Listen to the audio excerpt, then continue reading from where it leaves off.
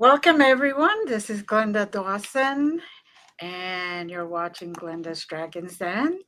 And today we have a very special guest. But before that, I have my co host, Haleigh, and then Hello. my other co host, Matt. But we have a very, very good guest tonight. His name is George Monty, and he's going to tell us about him, and we're just going to chat here. So if We're you just guys have gonna chat. any questions or anything, we love to see them in the chat. So We love to see the questions, and we love George Monty. yes, I'm so we happy do. to be able to hang out with you, my friend. It's been a hot minute. True Life Podcast, Mystic of the Pacific. How you doing, friend?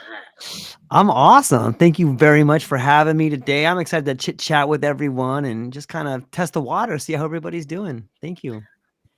Test the waters. We're on an ocean theme today. We We have are. been, I tell you, and I Yep. enjoy it so much. Let's get real into the ocean just to start with, and tell the audience, for those who are uninitiated in the world of George Monty, what must they know before we dive into the amazing podcast conversation that is ahead of us? Well, my name's George Monty. I run the True Life podcast. If you haven't been able to check it out, it streams live almost daily. I've interviewed some cool people. The majority of my work is centered around psychedelics, suffering, relationships, and that's pretty much the gist of it there. But yeah, I'm open to all kinds of conversations. If anybody wants to come on the True Life podcast, feel free to go down, just search my name, George Monty. You'll see all the stuff that comes up. So Dude, check him out. He's got all the good stuff. This is part of one of the things that I think we had such a fun conversation the first time I was on your podcast, right? Talking about yeah. psychedelics and a little bit of the consciousness exploration, shall Yeah. we say. Tell us a little bit about like your journey with psychedelics and oh, look at the big smile you get on your face already. Talk to us about where you started a little bit with that. I'm interested to know what was your sort of the first flavor town that you invested a little bit of consciousness expansion in. It's interesting. I was talking to a guy today that's going to come on the podcast, and he was telling me about following the Grateful Dead when he was younger. And it reminded me of a story. I remember way back in the early 90s, like 92, I drove my Volkswagen bus up to Oregon. I was in San Diego. We drove up to Autzum Stadium for like a Grateful Dead show. And, of course, on the way, we picked up our quarter-pound of weed and drove the bus all the way up there. And, You're it getting was ready proper. interesting. Oh, you got to get ready, right? I mean, you're going to see Jerry Garcia, the Grateful Dead. Like, you got to have a little stash. And so You got to have your mindset the right way, right? you Like got you to. got to be on the right frequency. You got to be in your Volkswagen bus too, right? Driving I up. It was love that you had a Volkswagen bus too. That makes me just so happy just to know that. Just I could imagine you in a Volkswagen bus now, actually. So that's fantastic. Yeah, it was interesting because we got up there and we were driving around. And I'm like, I think this is the spot. Like the stadium's over there, but there was nobody there. And so we parked our bus that night. And I woke up in the morning and it was just like a carnival. There was buses all around us, and it was an incredible show. But I've had a relationship with psychedelics probably since my teenage years, and it's changed over time, much like all relationships change. I think people's relationships with psychedelics change, and mine has gone from sort of a experimental and recreational to a situational and more like medicinal now. And I say Mhm. medicinal because as I've gotten later in life, it's really helped me find ways to get through adversity, whether it was seeing loved ones of mine die and taking some time to, take a pretty large dose of mushrooms and just try to figure out, like, what does this mean? This person is gone. Are they still here? Can I still talk to them? Mhm. Even today, we were talking before the show. My wife she's recently been diagnosed with stage 3 cancer, and it's there's some pretty dark spots in life, and I have Mhm. found that psychedelics can be very helpful in sitting with that darkness and trying to find out, what do I do from here? You can ask some really big questions without the weight of shame or guilt under the influence of psychedelics. And so I know that they're not for everybody, and that they should come with like a warning label. But for my friends and the people out there that are curious about it, you find the right way to do it and you find someone who may be able to help you, I think they could be really beneficial in dark times. So that's kind of a little snapshot of where I've been and where I'm at now. Well, and that's a little bit the conversation we were having before we jumped on live here. And I love the quote that you brought up that you said, "Darkness breeds clarity." Talk to us. Let's dive into that just a little bit. And obviously, you're dealing with something right now with your wife's health, and obviously having to like find perspective and find redirecting your energy and focusing on the healing and on being with that darkness. I mean, talk to us, George, Mystic of the Pacific. I tell you that you can smile and have the good, wonderful energy you have, even when you're dealing with that. I applaud you for that, because that's something that I do think is part of why people turn to psychedelics, because you're looking for ways to continue to find the joy and continue to find the gratitude, even through very difficult times. Yeah, it's really well said. And it's interesting. And while I'm speaking on my situation, I'm willing to bet that everybody on that side of the microphone, or anybody that's listening to this right now, has found themselves in a place of darkness, whether it's,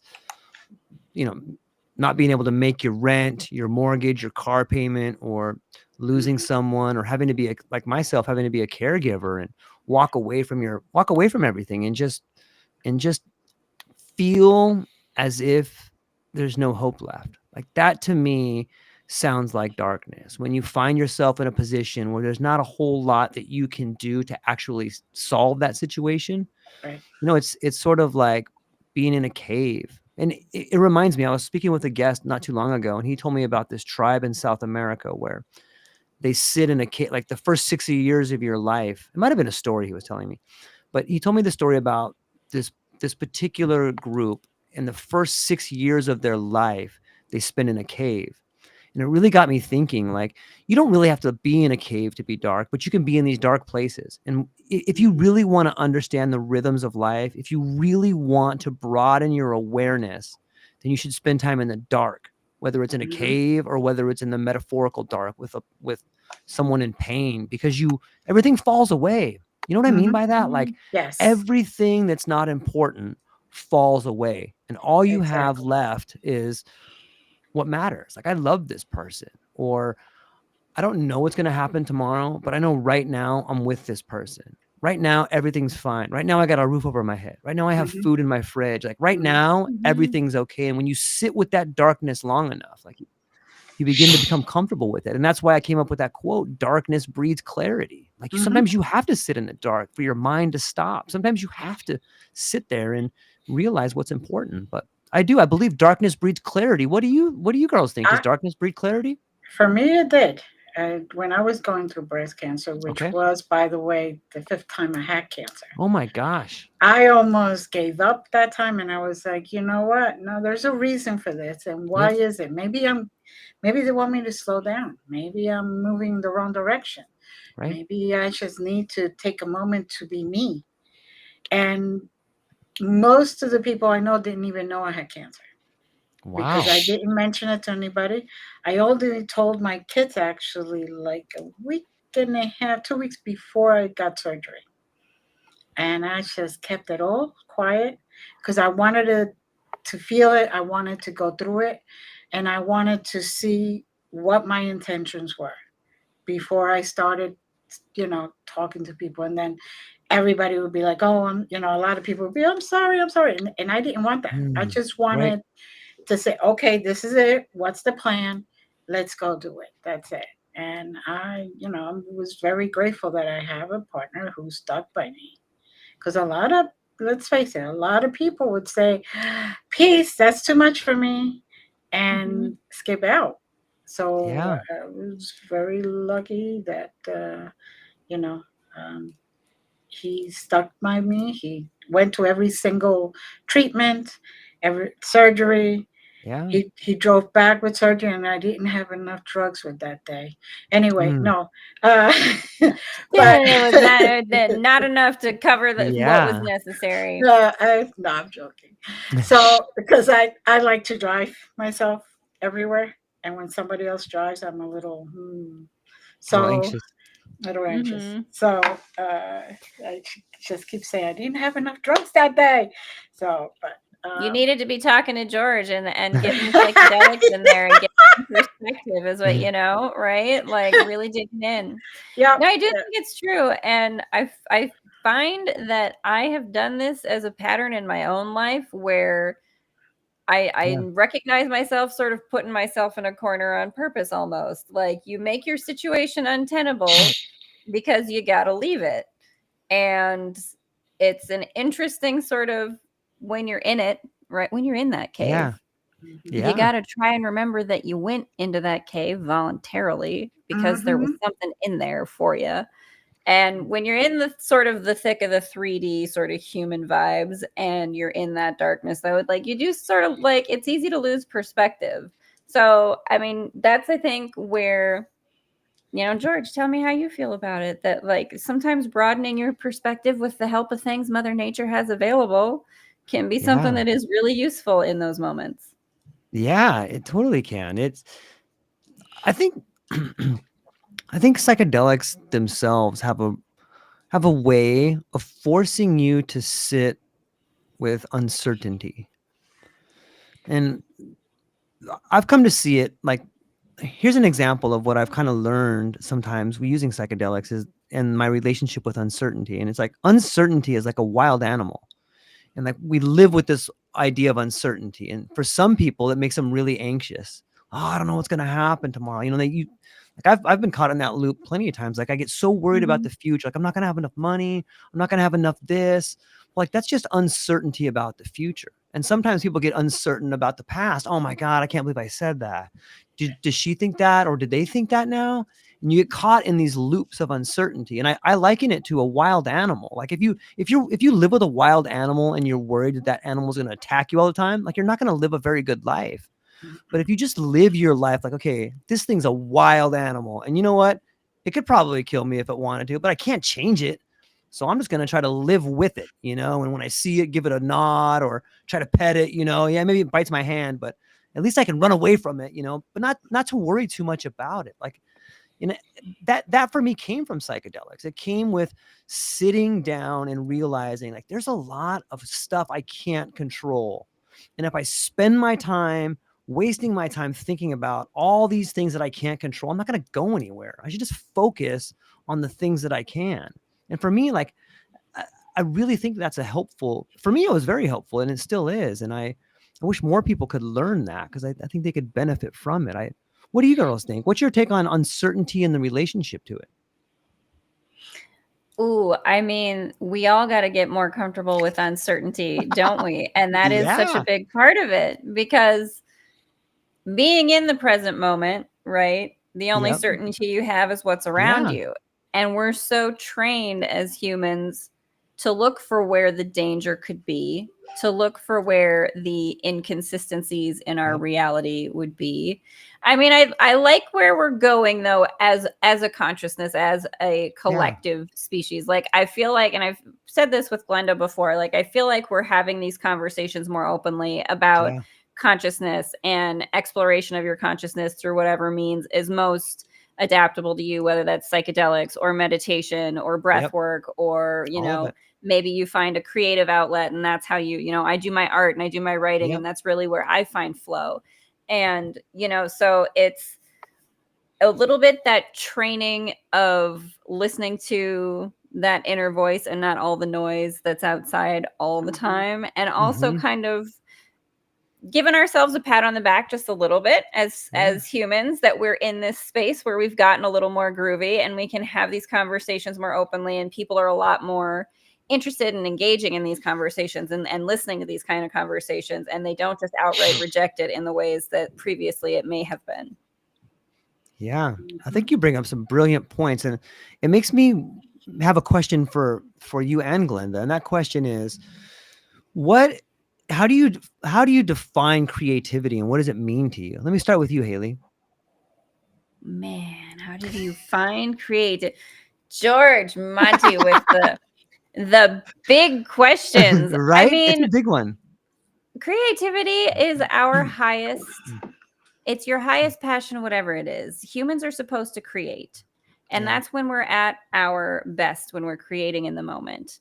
And I don't think it meant like I have the artistic sort of creativity, quote unquote, right? I like the art, I like the writing, I like those things.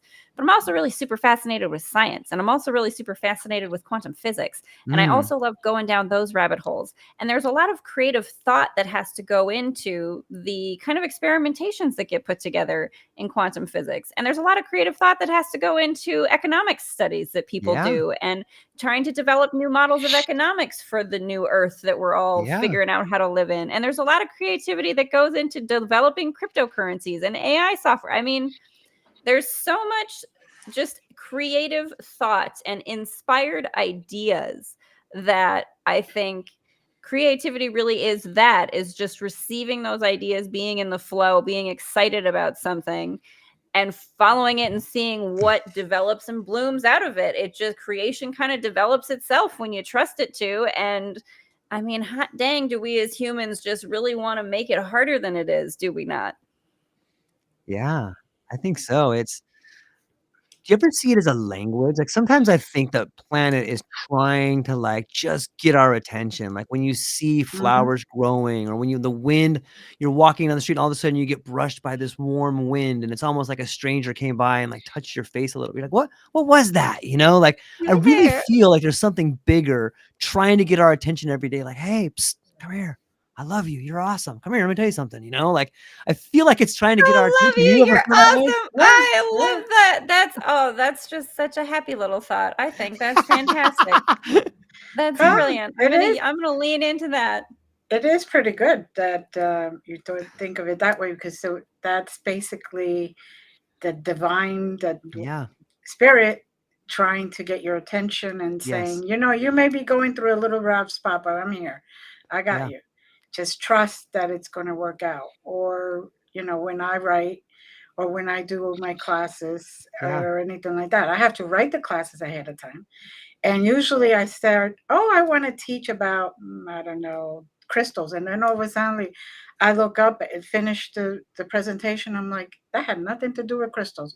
Okay, where did that come from? And then they're like, okay, you guys directed. That's okay. Whatever you guys want, they feel that it needs to be said or needs to be done.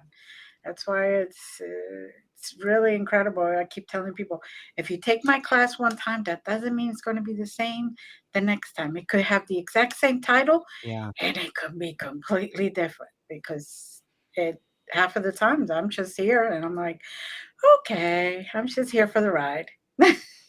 I'll let go of the wheel and let them decide what needs to be taught or who needs to learn what. Which is very hard for people to do. Humans cannot surrender. That is one of the hardest things to do. Just say, you know what? I'm here. I know things may look tough right now, but they'll be fine. I just have to trust, and say, okay, you know what? I cannot control anything.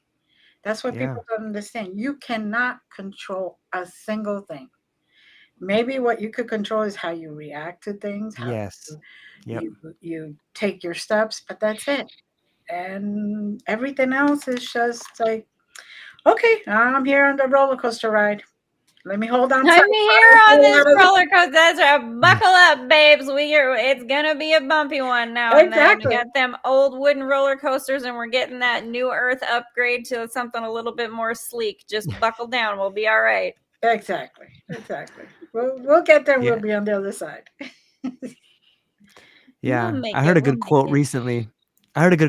That was along the lines of, each step reveals the next. Like that's a great way to realize, like, okay, have some faith, take that step.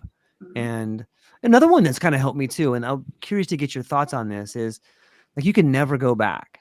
Like people think sometimes like, if I could just go back to that, or you know what, when we go back to normal, or you hear sometimes, I can't wait to get to this thing, but like you can never go back. Like every day, like every molecule, maybe not every molecule, but every day we're changing, right? Like the world is spinning. We're in a different part of the galaxy. We're always moving. You can never go back to what things were. And I found that to be a good way to ground yourself and be like, okay, this is where we're at now. Much like the roller coaster metaphor you used, like we're just moving down the track on some level, but it helps to know that you can't go back. It really helps you embrace the day, carpe diem, if you will. Right. Yes. And Yeah. what's the sense of going back? You're so Yeah, there's different. It's not you're not going to have the exact same experience, yeah, and it's yeah, not going to feel the same. So it's just yeah, That is, sometimes that's a way to kind of get that overactive loop voice for me and to kind of pause is to just be like, okay, yeah, I hear you, but this is where we are now. yeah, Like, so I get it, but also we are where we are and we're Mhm. going to get to where we're going. We just, we can't go and loop over these things that you can't change and that's, maybe to talk a little bit about that. I do appreciate that you have that perspective on pausing the loops, right? And just Mhm. recognizing that as humans, we do all get caught in them sometimes. Yep. And sometimes you need to sit with that loop and be like, okay, well, what are you actually about? What do I yeah. need to know from this? Why do you keep coming back around in this way? Like, what is it in me that I'm trying to shift that I haven't seen yet? Like, what's this little treasure that I am looking for? Because it's got to be somewhere on all those maps behind you, George Monty. I know that, again, you've got a table full of candles that are slowly melting down, and all of these leather-bound notebooks and the quill pens with the ink. I just know that and there's a bottle of brandy that's like a decanter that like you just have over Right? there, and there's probably some like Cuban cigars or something off to the side. You've got some very exotic stuff. I know you do. Very like merchant vessel, pirate ship kind of thing. He's still trying to figure out where the treasure is. Remember that. Well, this is what we're looking for. Yes. Right. So steer the ship here, Captain. What do we got? Well, I'm a huge fan of maps. Like, and I don't know. I feel like we're always looking at maps, whether it's a map on a wall or it's a map of your life. And it's interesting that you talk about cycles. For me, I've found that life keeps throwing the same thing at you until you figure it out. And sometimes when you figure it out, it looks like failure. I'll give you an example of what I mean. In the early, in I don't know, from like 2012, I was working full time as a UPS driver, and I was doing pretty good, and things were well. But for me, like something was missing. Like I was crushing, making a lot of money. My wife was making a lot of money, but I felt pretty empty. And the more that I got up and just lived my life without really taking note of why I was unhappy, the more angry I got. It's like it just kept building and building. Like I was going on this, we talked about loops, we talked about cycles, and I felt like I was on this treadmill and like not going anywhere. And it kind of came to me, this idea of like, you know what? Like I'm not really living the life I want to live. And I just started asking some big questions of like, well, what does that mean? Like, so you just want to quit your job and like, do something else? Like, that's crazy. You have a wife and a kid and all these responsibilities. How dare you decide to quit bringing in money? How dare you decide to quit your job? Like, and I had this thing going on in my head, like, and it got to a point, Haleigh and Glenda, where like, I just couldn't do it anymore. And I think so many people, whether you're a man or a woman, a younger person, hopefully you're younger and going through this than you are older, but we get to this point in life where we learn we've kind of been lied to.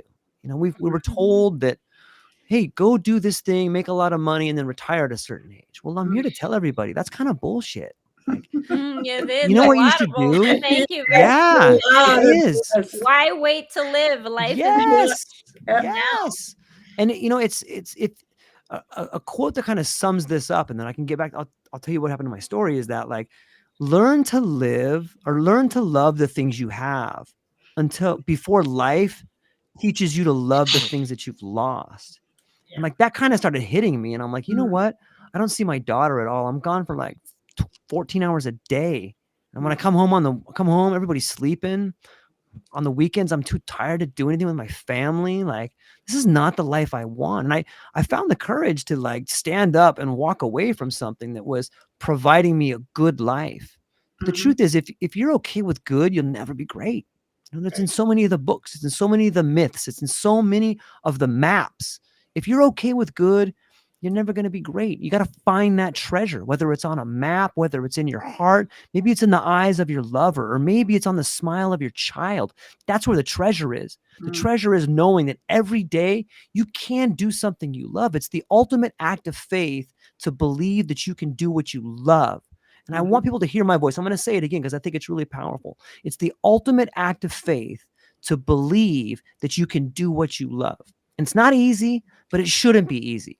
And anybody within the sound of my voice or within the sound of Glenda's podcast or Haleigh's podcast or my friend Matt over there, I hope you do it. Like, take a chance. Like, find that thing in life that you're passionate about. That's where the treasure is, lady. That's that golden scepter. That's that ruby on top of that big box of gold that you're looking for.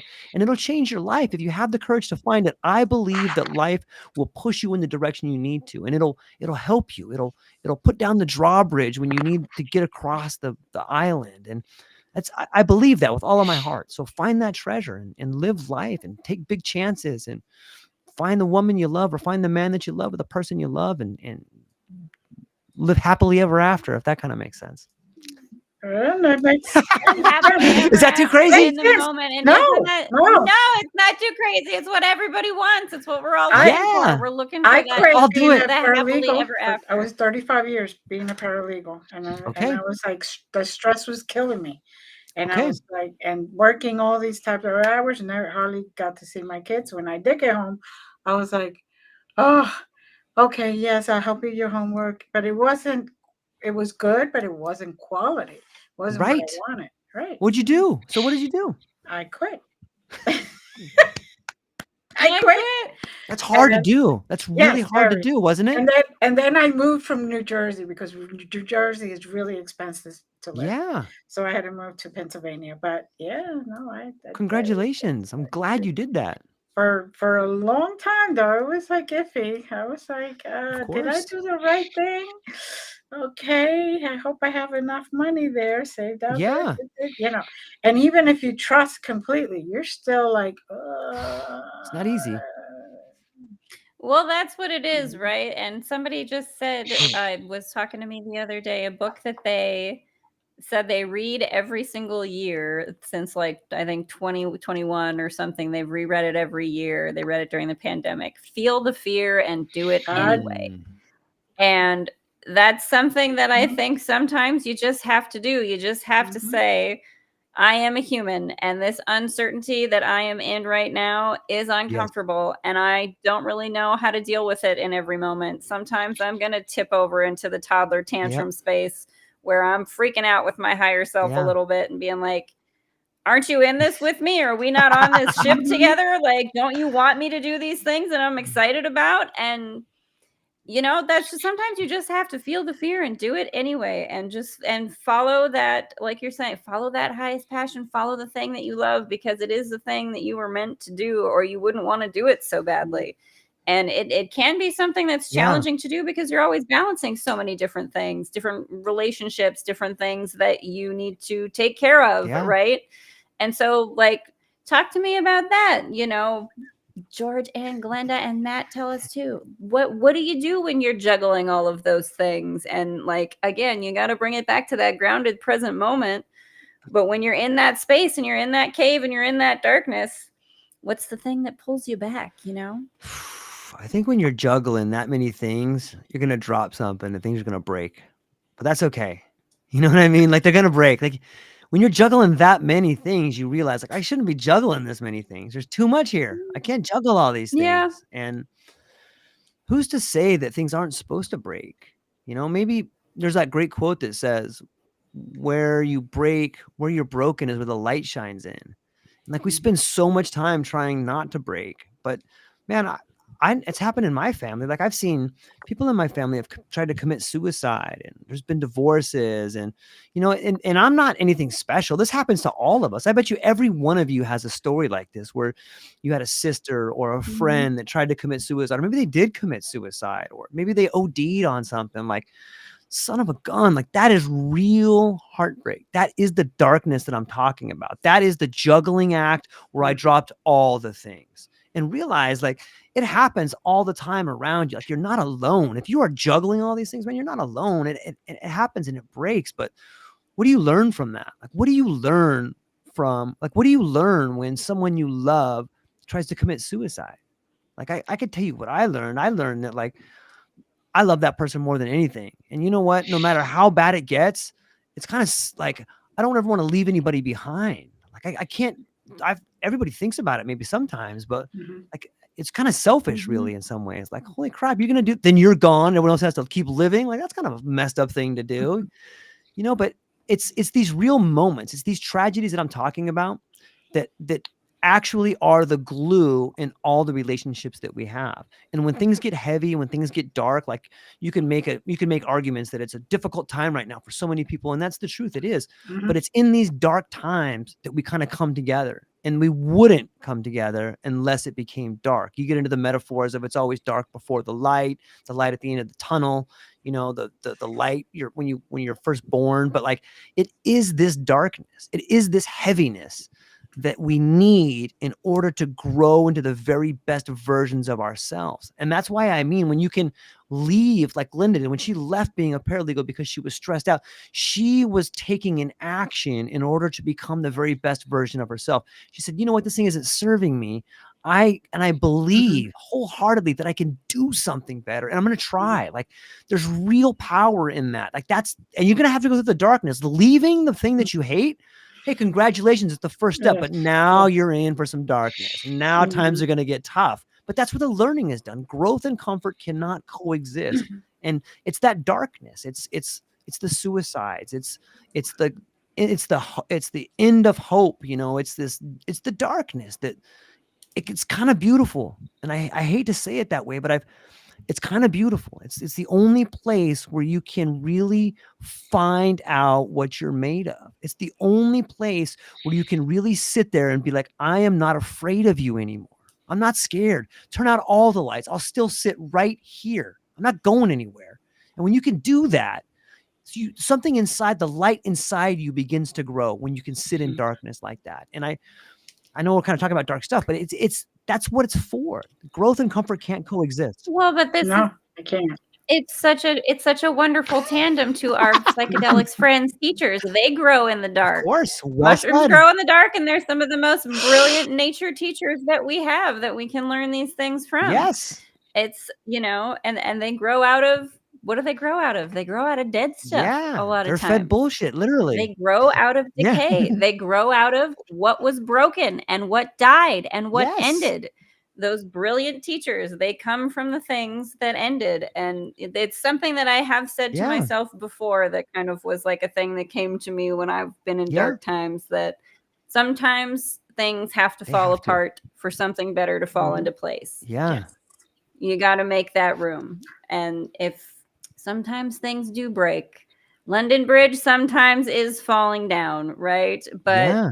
it is a good reminder too that everybody's dealing with Yeah. that. Everybody's going through it. That's a part of this human experience. And I think sometimes what happens as humans is that we over personalize it to the point that Yep. we really beat Yes. ourselves up about it. We really get in the guilt and the shame and the negative of it, especially when you're in the spiritual Yeah. spaces and you're someone who is looking to be unconditional in life, because you want to come from a place of love to everyone that you are spending time with and everyone that you interact with. Yeah. Right. And so, but you are still a human, and you do still find yourself in those spaces. So, learning not to attach yourself to looking poorly upon yourself for going through that experience, and instead seeing it for the strength you had to sit in that darkness. It's a big paradigm mindset shift, I think, that a lot of people that we kind of have to remind ourselves about on a regular basis. And that's why those things kind of come in cycles, right? Because we forget for a minute. Yeah. Yeah. And isn't it interesting? Like, we all think of illness as being contagious, but if illness is contagious, then shouldn't wellness be contagious as well? And like, It is. right? It Don't is. you think? My It It's is, right? like when you laugh, you start laughing in the What middle of a somewhere. brilliant Everybody no, starts that's laughing, so and they don't even brilliant. know what they're laughing at, but they're smiling, they're laughing, and you could just be laughing at something that you thought of, and Yeah. you look around, and it just brightens everybody else up. So Yeah. exactly. That makes me think of a little video I saw of like this exact same thing. It was kind of like your vibe makes a difference or something like that. And this guy was walking with a shopping bag. It's just like a street camera that saw this guy walking home with a shopping bag, looked kind of, had a sort of look about him. and this little girl comes from the other direction in pink, just skipping and hopping and having a good time, and runs right by him. And you see him after kind of a second kind of pause, and then he starts to skip just a little bit and like skips while he's walking. And it's like, yeah, see, be the bubble that like just leaves a little bit of sparkle. I mean, and don't beat yourself up when you're having a day where you don't have enough energy to do it, because that happens too. Yeah, it totally does. You know, I've been working on this cool project that can I share with you like this cool thing I've been doing? Yes. Okay. Oh, tell us. Okay, so when I do my podcast, like I try to turn, as I was doing my podcast, I thought about like, well, how can I incorporate some art into this? And so I started working on these different cover pieces, and this turned into like a whole side project for me. And what I'll do is I'll create like an image of like, sort of like a cross between like those old Obey images, like those propaganda images. It'll be like an image like that, but with a flair of the 1960s music posters. And so I've been creating this. I have been seeing you do this, and I have enjoyed it very much. There's such a fun, psychedelic, very sort of like taking the propaganda and turning it into the yes we can in a very I have been seeing those that you put out as your covers, and that's very fun. Please tell me you're going to turn it into some kind of an ebook, short story, something or other. I need to hear about it. So like the latest ones I've been doing now is like I've been creating new words, and I'll put that on the front of the poster. Like the last one I used was subversum, and it's sort of like this cross between subvert, and it gets into this idea of, I think we need new words. We need new linguistic pathways to move into a new world. George And Monty, so you know that's my sauce right there. Get the new words out there. Let's start We creating need the some new together, resonance for people to follow. Yeah, and the best way to let's do that. Can we co-author a book of a new dictionary for the new earth? I am so down for that, George Monty. Yeah. Let's start that Let's right do now. it. For anybody within the sound of our voice, like, let's go. Let's get this thing going. I really think there's a beautiful thing between images and language, and we're merging them together with those posters and that image and that word and the new definition behind it. Like it, and then what I do is I release that image with a poem as a vessel. Now, for the first time in forever, this word has never been no one's even thought of this word before. So I'll put it into a poem and release it with that image and that word on there. And it's like you're releasing this word from a beautiful vessel and for the world to see. But yeah, I'm super stoked on it. That is your book that you got to put out, all the art and the poetry that goes with it. I love that. Get that put together. I am so super down for that. I will co-author a book with you where we do that. Let's get some other writer friends on this. Let's all make up some new words, and let's get some art to go with it.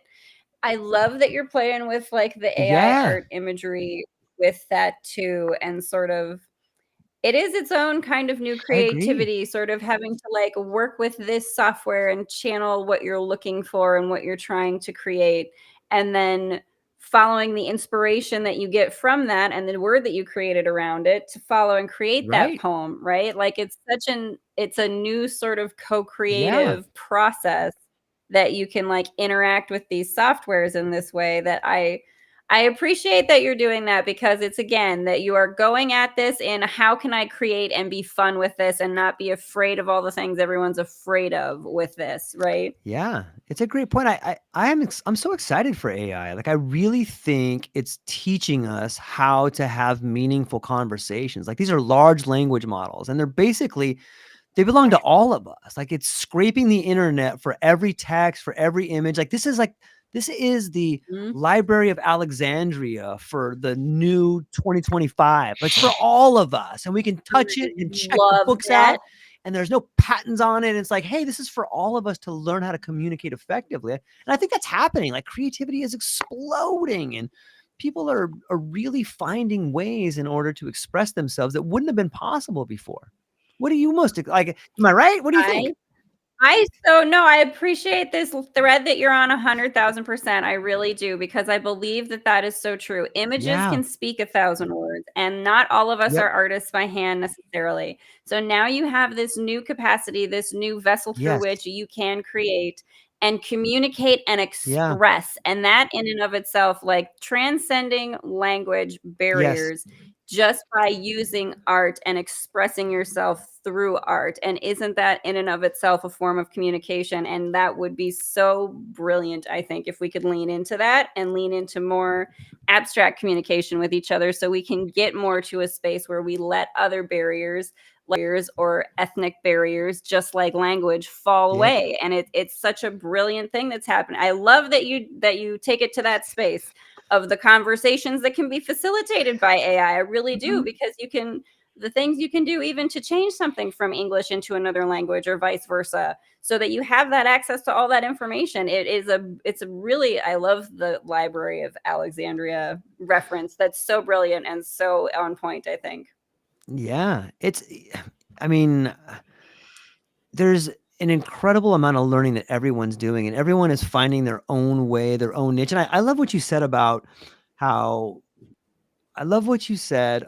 individuals that, like, I'm not an artist by hand, but you know what? Like, if I can find the right prompt and I can go through maybe, I don't know, 300 images, like it's almost like the prompt is the new sketch, and then you find that thing that you want. It's almost like, absolutely, like putting on glasses for the first time, and for someone who's colorblind, and like you put on glasses, you're like, oh my God, that's blue. Oh my God, like look at that piece of artwork. You know, it's like for the first time you get to experience what it's like to be an artist on that level, or you can really translate vision into reality in a way that you never could before. It's so fascinating. We live in such a beautiful time.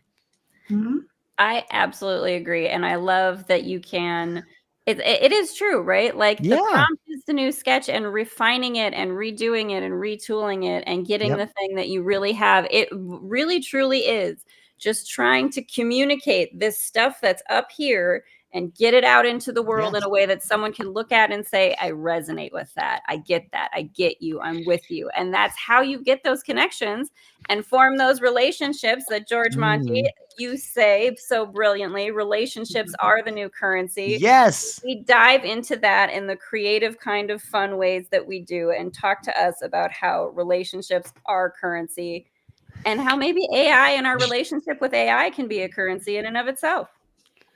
Yeah, I am learning this lesson that relationships are the true currency. Like, you know, and I gave an example earlier on the show, and I'll tell everyone here. Early on when I started doing podcasting, I've been really blessed to get to talk to so many cool people, everyone in this room included. A while back, about 2 years ago, I was talking to like this heavyweight in the world of psychedelics, Dr. Rick Strassman, and he wrote some incredible books on DMT, and the guy's a legend, and he's done so much cool work, and I'm so stoked to get to talk to him. And during that conversation, we were just kind of flowing like we're flowing now. And he had mentioned during the conversation, hey, George, you know, I'm looking to update some of my old papers, and I would like to co-author some of this stuff. And if you know any grad students out there, if there's any grad students that are listening, you know, I could really use some help. And I just thought to myself, as he's saying it, I'm like, that's so cool. Dr. Rick Strassman is asking for help, and someone's going to hear this on my podcast, and they're going to reach out to him. And because of the podcast, this thing's going to happen. And so I was so stoked when it happened. And then a couple of days later, I was speaking with a young researcher from Switzerland, Abigail Calder, she's working on her PhD. And in that podcast, we were talking about some of the work she's doing on LSD. She's a phenomenal young researcher. She's doing all this cool stuff. And in that podcast, I had mentioned to her, hey, Abigail, would you be interested with working with Dr. Strassman? I had him on my podcast. He's looking for a researcher. And she's like, are you kidding me? That guy's a legend. I'm like, I know.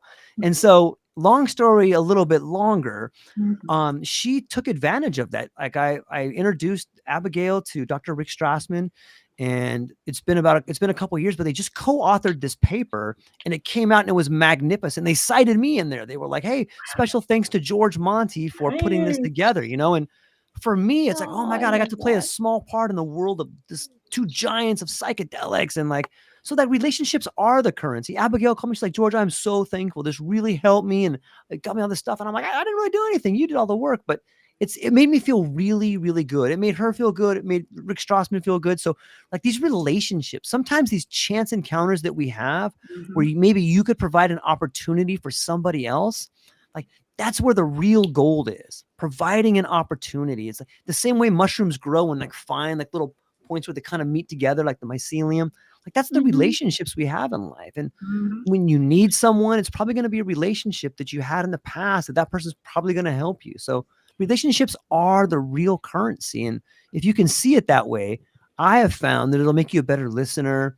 It'll make you more willing to go the extra mile. It'll make you more willing to maybe soften your answers. It'll make you more willing to just be a better person. And when you realize that these relationships that we have with people are the real currency, not money, not crypto, not that, those things are awesome, but the relationships you have with yourself and your people are the real currency in life. And the more you embody them and the more you give to those relationships, the stronger, the richer you're going to be. So that's what I mean when I say relationships are the real currency. Mhm. I Yeah. love that. I do think that that's so and it's so true. And that's something that I notice in the podcasting world, and that has been Yeah. so great for me, is that the organic networking that Yep. happens, right? And it's Yeah. we're all interconnected, just like Yep. mushroom mycelium. Yep. And the more you kind of start developing those connections and getting, I love that little bunny hop thing that happens Yeah. sometimes, where it's like you have somebody on and you think, oh, hey, you should talk to this person, you should talk to Yes. that person. And then to see them go into a project and to get like, man, I just would love that, to have like my name in a science paper. Are you kidding me? Saying Yeah. like, hey, thanks for like having us on. Like, I would love a shout out like that. I'm such a science nerd. That'd be rad. And the Yeah. funny part is, myself being a little bit older than both of you, have seen the full circle. It used to be the connections, the friendships, all that. Then it turned into the individual, and now it's kind of starting to go back to the connections and the friendships and the relationships. It is very fascinating to sit here and see that full circle. It's like finally we're going back the right way. Finally, we're coming full. Yeah. It is kind of fun, and like I was thinking about that because George, you were one of the first interview guests that I have in one of the first podcasts that I was on as a guest, which was so exciting for me. So I'm like, you know what? I take this as a great sign that there is a sort of cycle ending happening here, and I'm about to level up to I don't know what. Can't wait for us to co-author a book together Yeah. on Let's like do it. new languages that we need. I'm so excited about it. Yeah. Me too. I can't help but think, you and I we've talked about different guests. We've had different guests come on and we've recommended guests for each other. And it's really interesting to see like this whole network that we do have. And every time like you meet like a new node or like you bring someone into your network, like now you have access to all their connections. And like it's really, it's slow at first and then all at once. You know what I mean by that? Like slow at first and then all at once. Like when you're starting out, you're like, okay, I know Glenda, I know Haleigh.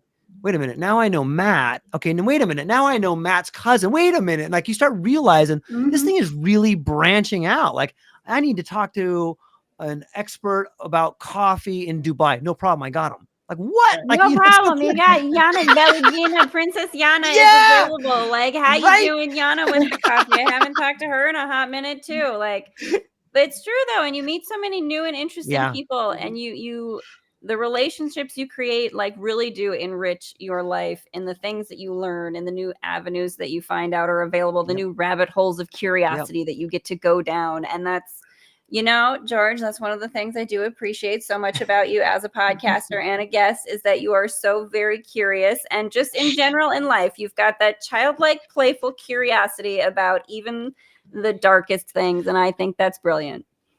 Well, I appreciate it. It's right back at you. I'm always amazed to see all the work that you have coming out. You've got like, how many books do you have out, Haleigh? You have like 10 different books out. Listen, I have so many books that I got to finish and write, and I'm setting up so many podcasts for people. And you know that I'm already like getting my lasso ready to rope you into some podcasts for some folks that I know you are. I'm like, guess what? You're gonna be guesting all over the place, George. You're gonna love it. It's gonna be great. You're gonna come back and hang out with me and Glenda some more. We'll have all kinds of. I can't wait to see all the different things that you're scribbling up on your maps with all of your candles and your quill pens that I know you have there. Yeah. Oh, Lordy, Lord. So I know that my audience always likes to find out how the person started. What made you start podcasting? What made you go into this direction? And we're kind of coming to like less than 10 minutes, so I want to give them that before they email me and say, well, you didn't ask that question. You didn't give a origin story of the podcast. Yes. Go. For me, I was a UPS driver for 26 years, and the last 10 years, I would just listen to audiobooks, and this is a great thing. Like, I love audiobooks. Like, they changed my life, and I used to listen to music, and I'm like, I'll start listening to these books. And then I started, like, I would listen to 100 books a year because I'd be out on the road all day long, and I really started changing my perspective about who I am, where I'm at, what I'm doing, what I want to do.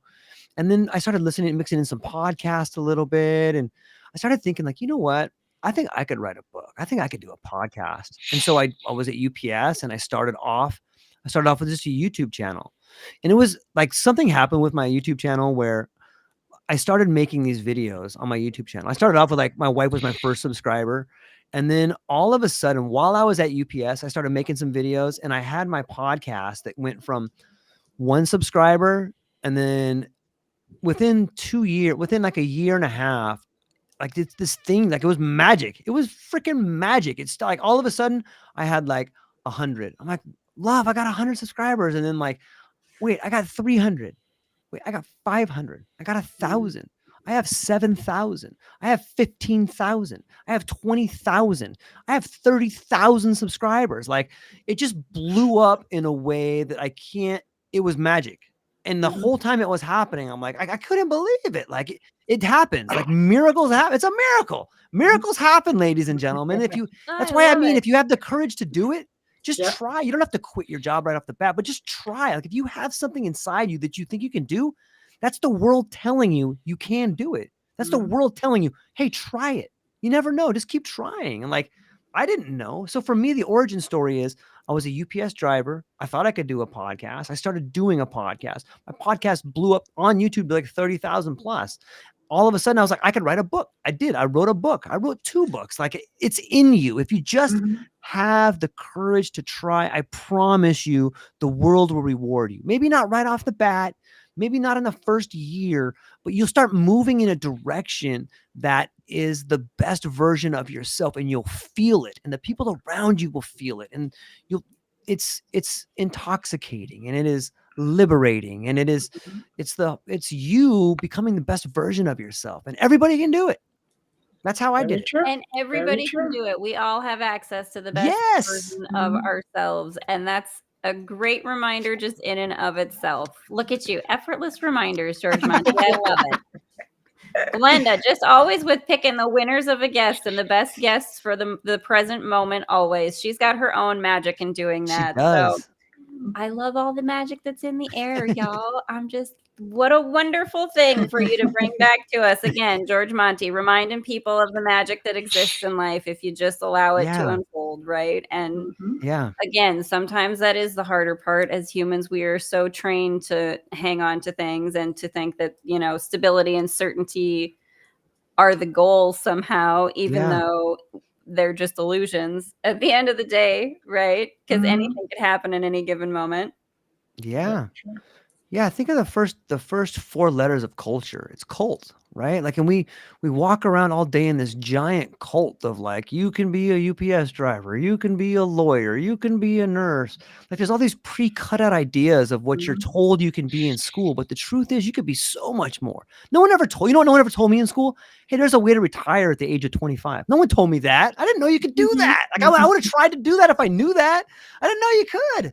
I thought, okay, you got to find a good job, and then you got to maybe retire at 55. Hopefully you get married and you got to have some kids. Like, no one told me about these other things out there. And so one thing that I want to do is I want to tell everybody who's listening, and especially if you're younger, like, man, there's ways to live a life you never thought was possible. And once you start breaking out of that culture, once you start breaking out of this idea of, like, this is what life is. No, that's not what life is.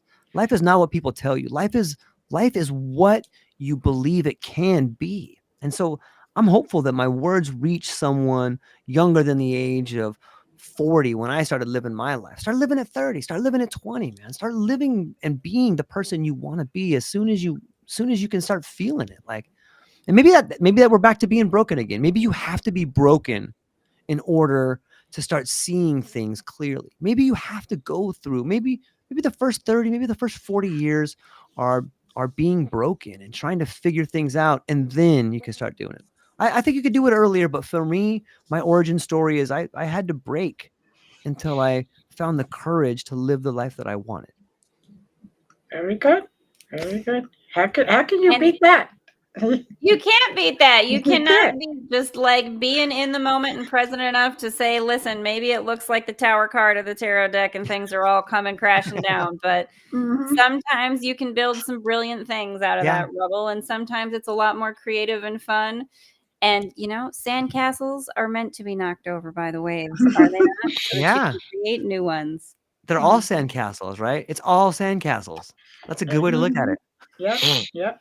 Exactly. They're all, and I'm so glad we got to have this awesome conversation with George Monty. So much good energy, as always. I can't wait to have you back again, hanging out. Do tell folks, though, where do we find you? True Life Podcast, obviously, where's the best places for people to go check out all the things you're working on? Yeah, just you can Google my name, George Monty, or Google True Life Podcast, and you'll see like this red, crazy, mystical monkey. Just tag that thing, and I'm on all the channels. I'm on all the LinkedIn, YouTube, Spotify, Apple. Just type in my name with True Life Podcast, and I'll be the first thing that pops up. And please come check me out. I'm talking to some really cool people, and I would love to share stories. And if you found what I had to say interesting, I got a whole lot of them. I got over 800 episodes. No, I'm sorry, 750 episodes. And reach out to me. I would love to hear from you if you found any of this interesting. And if you take anything away, take away the idea that live the very best version of yourself. Have the courage to be the best version of yourself. And if you're broken, I say congratulations, because you're almost there. Very good. If you're broken, I say congratulations. What a beautiful sentiment. I so appreciate that. That belongs on a t-shirt. If you're broken, I say congratulations. Beautiful, George, my friend. I love it. Thank you. Thank you, Glenda. Thank you, Haleigh. Thank you, Matt. I'm so stoked for the invitation. I really, really appreciate it. We appreciate you coming on. It's the first time coming on into my show, so I'm sure the audience is going to reach out, because my audience is really good. They follow up all the time, and then they like, okay, when are you going to have them back? So the invitation is there to come back. Absolutely. So I want to say thank you to everyone. Thank you, Haleigh. Thank you, Matt. Thank you, George, of course. Thank you to the audience, wherever you are. And as always, many blessings. Stay good, and we love you. Bye. Big love, everybody. Big love.